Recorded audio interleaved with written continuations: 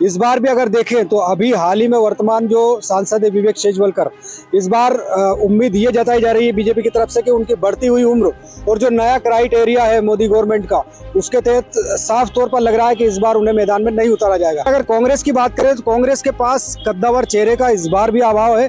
देखा जाएगा कि वो जो उस समय की जो कार्यशैली थी हिंदुत्व को लेके, तो उस समय जयवंत सिंह पवैया चुनाव लड़े थे और इस समय हिंदुत्व का चेहरा जयवंत सिंह पवैया आगे आ रहे हैं। और सिंधिया स्कूल में भी उन्होंने उनके लिए काफ़ी प्रयत्न किया, काफ़ी गुजरात का दामाद भी कहा। तो ऐसे में वो अपने साथ में ज्योतिराज सिंधिया को रख रहे हैं। तो इसका सीधा सीधा कारण है कि हो सकता है कि उनको ग्वालियर से या गुना से उनको टिकट दिया जाए। नमस्कार, मैं हूं सर्वेश पुरोहित। ग्वालियर लोकसभा क्षेत्र जो कि मध्य देश की वीवीआईपी सीटों में से एक है। ग्वालियर लोकसभा सीट से कई वीआईपी चुनाव जीते हैं, जिसमें से राजमाता विजय राजे सिंधिया, अटल बिहारी वाजपेयी, माधवराव सिंधिया, नारायण कृष्ण शेजवलकर, नरेंद्र सिंह तोमर, यानी कई भी वीआईपी लोग जो यहाँ से ग्वालियर लोकसभा सीट से चुनाव लड़ चुके हैं। ग्वालियर लोकसभा क्षेत्र कई मायनों में इसकी चर्चा होती रहती है। ग्वालियर लोकसभा क्षेत्र 2004 में कांग्रेस के राम सेवक बाबू जी चुनाव जीते थे, लेकिन 2005 में वो एक लोकसभा में सवाल पूछने के नाम पर रिश्वत लेने में उनको निलंबित किया गया था। इसके लिए भी ग्वालियर लोकसभा क्षेत्र का एक कलंक के रूप में गिना जाता है। ग्वालियर लोकसभा क्षेत्र की दूसरे मायने हम बात करें तो महान जो भारत रत्न अटल बिहारी वाजपेयी भी 1984 में माधवराव सिंधिया से 2.25 लाख वोटों से हारे थे। यानी ग्वालियर लोकसभा क्षेत्र में सिंधिया परिवार का एक गढ़ माना जाता है। कुल 19 चुनाव जो हुए हैं उनमें से 8 बार सिंधिया परिवार का ही कोई ना कोई व्यक्ति यहाँ से सांसद रहा है, चाहे वो राजमाता विजय राजे सिंधिया हो 1962 में, और चाहे माधवराव सिंधिया 1984 से 1998 तक यहाँ चुनाव सांसद रहे वो ग्वालियर से। उसके बाद 2007 में उपचुनाव जो हुआ राम सेवक बाबूजी के बाद, उसमें यशोधरा राजे सिंधिया यहाँ से सांसद बनी। जिस तरीके से ये ग्वालियर लोकसभा क्षेत्र का इतिहास है, बड़ा रोचक इतिहास है ग्वालियर लोकसभा क्षेत्र में। जिस तरीके से आप देखें तो अटल बिहारी वाजपेयी चुनाव एक बार हारे तो 1971 में वो चुनाव पहले जीत चुके थे। इस तरीके से हम देख सकते हैं ग्वालियर लोकसभा क्षेत्र देश की वीवीआईपी सीटों में से एक रही है। ग्वालियर लोकसभा सीट की हम मतदाताओं की बात करें तो यहाँ कुल मतदाता 21,09,989 हैं और जिसमें पुरुष मतदाता 11,10,414 और महिला मतदाता उसमें से 9,90,519 हैं। जिस तरीके से हम बात करते हैं ग्वालियर लोकसभा क्षेत्र में 8 विधानसभा क्षेत्र आते हैं, जिसमें ग्वालियर विधानसभा, ग्वालियर दक्षिण, ग्वालियर पूरब, ग्वालियर ग्रामीण, डबरा, भितरवार एवं ग्वालियर सीट के समीपस्थ शिवपुरी जिले से 2 पोहरी और करेरा 2 विधानसभा क्षेत्र आते हैं। ग्वालियर लोकसभा क्षेत्र में महत्वपूर्ण है इसलिए भी कि यहाँ माता और पुत्र यानी माँ बेटे भी चुनाव जीत चुके हैं और पिता पुत्र भी चुनाव जीत चुके हैं। माँ बेटे में राजमाता विजया सिंधिया और उनके पुत्र माधवराव सिंधिया, जिस तरीके पिता पुत्र में नारायण कृष्ण शेजवलकर और अभी वर्तमान में जो सांसद हैं विवेक शेजवलकर, ये लोकसभा इस तरीके से भी इसको महत्वपूर्ण माना जाता है। ग्वालियर लोकसभा क्षेत्र की हम बात करें इस बार तो यहाँ पर ज्योतिरादित्य सिंधिया का लड़ना निश्चित माना जा रहा है, क्योंकि वह 2019 में गुना लोकसभा क्षेत्र से शिकस्त पाकर जो तैयारियां उन्होंने यहाँ से ग्वालियर में जिस तरीके से कार्यक्रम किए जा रहे हैं उनके और जो घोषणाएं की जा रही हैं, जिस तरीके से चाहे एयरपोर्ट हो, एलिवेटेड रोड हो, कई चीजें जो 2019 में हारने के बाद ही यहाँ से शुरुआत हो गई थी। आइए हम जानते हैं ग्वालियर लोकसभा क्षेत्र के बारे में हमारे ग्वालियर के पत्रकार साथीगण हैं कि क्या मानते हैं, क्या माहौल है। चुनाव 2-3 महीने में होने वाला है और घोषणा उसकी जल्दी हो जाएगी। क्या मानते हैं ग्वालियर लोकसभा क्षेत्र में इस बार क्या माहौल है और कौन चुनाव लड़ सकता है भारतीय जनता पार्टी और कांग्रेस से?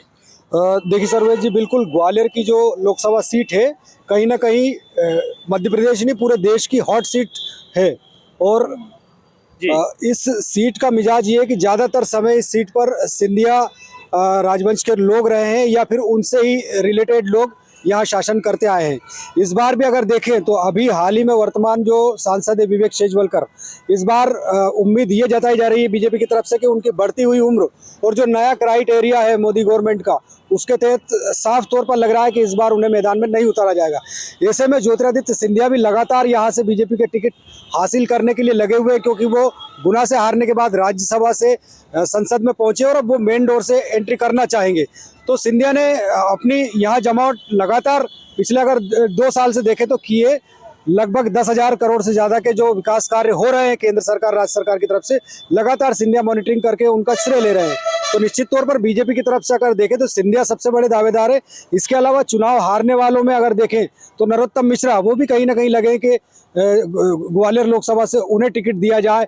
अनूप मिश्रा भी कोशिश करेंगे। इसके अलावा जयभान सिंह पवैया भी इस बार यहाँ से अगर देखें तो अंदर खाने में दावेदार नजर आ रहे हैं। उधर अगर कांग्रेस की बात करें तो कांग्रेस के पास कद्दावर चेहरे का इस बार भी अभाव है। लगातार 4 चुनाव हार चुके अशोक सिंह का लग रहा है कि इस बार टिकट उनका मिलना मुश्किल है, क्योंकि दिग्विजय सिंह गुट पूरी तरह से अगर देखें तो बैक फुट पे है। तो इस बार हो सकता है कि जो कांग्रेस की तरफ से नए और युवा चेहरे इस लोकसभा सीट पर देखने के लिए मिल सकते हैं। उनमें अगर देखें तो विधायक सतीश सिकरवार हो सकते हैं, और भी 1-2 लोग हैं जो ग्वालियर इलाके के हैं, उनकी संभावना है कि यहाँ लड़ सकते हैं। दोनों ही तरफ से युवा चेहरों पर जोर आजमाइश हो सकती है राजनीति के हिसाब से। युवा चेहरे क्या मानते हैं आप, किस तरीके से ये पूरा लोकसभा चुनाव है और यहाँ प्रत्याशियों की स्थिति क्या रहने वाली है? लोकसभा चुनाव देश में जब ये चुनाव होता है तो चंबल में यदि देखा जाए तो ग्वालियर में एक अपना नाम बनाया है और अपनी पहचान बनाई है, जिसमें यदि हम ये कहें कि राज परिवार से एक मुखिया के रूप में वहाँ कोई ना कोई इसका ग्वालियर का प्रतिनिधित्व करता रहा है। चंबल की राजनीति में अपना एक अस्तित्व उन्होंने जो बनाया है वो बहुत पुराना है। पहले राजमाता सिंधिया से लेकर आज वर्तमान में जो सांसद हैं ज्योतिरादित्य सिंधिया, वही इस गढ़ से अपने आप को दावेदारी उनकी जो है वो साबित हो रही है। और लगभग 2019 के बाद से वे ग्वालियर में पूरी तरह से सक्रिय हुए हैं। लोगों के बीच में उन्होंने ये जाने की कोशिश करके हुए कि लोगों को अपनी ओर अपना चहेता कैसे बनाया जा सकता है, लोगों के बीच में गए हैं और उन्होंने लोगों के दिलों में जगह बनाने की जो पहले एक राज परिवार के मुखिया की हुआ करती थी, आज भी वही छवि उन्होंने पुनः विकसित करने की कोशिश की है। और देखा जाए तो अब देश की राजनीति में ज्योतिरादित्य सिंधिया एक बड़ा नाम है और ग्वालियर का प्रतिनिधित्व जहाँ तक जिस व्यक्ति ने किया है उसमें उन्होंने उस पर वो खरे उतर रहे हैं।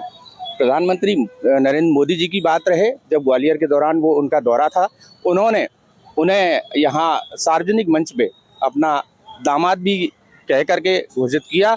तो अब जैसे कि पहले जब कांग्रेस में वो ज्योतिरादित्य सिंधिया जी रहे थे, वहाँ भी उन्होंने कांग्रेस के मुखिया राहुल जी के साथ में उनके परिवार के सदस्य की तरह अपनी जगह बनाई थी। और अब जबकि वे भाजपा में हैं तो देखना यह है कि इस परिवार में, भाजपा परिवार में ज्योतिरादित्य सिंधिया अपनी पैठ कहाँ तक बना पाते हैं, किचन तक मतलब घर करने वाली बात है, तो वो स्थिति ज्योतिरादित्य सिंधिया के साथ में है। और चंबल की राजनीति में, चंबल संभाग में एक बहुत बड़ा नाम ज्योतिरादित्य सिंधिया का है। बाकी और यदि हम देखा जाए तो लोकसभा के लिए और भी कई ऐसे नेताओं की कोशिशें चल रही हैं जो इस ग्वालियर संभाग की राजनीति में अपनी जगह बनाने की कोशिश कर रहे हैं।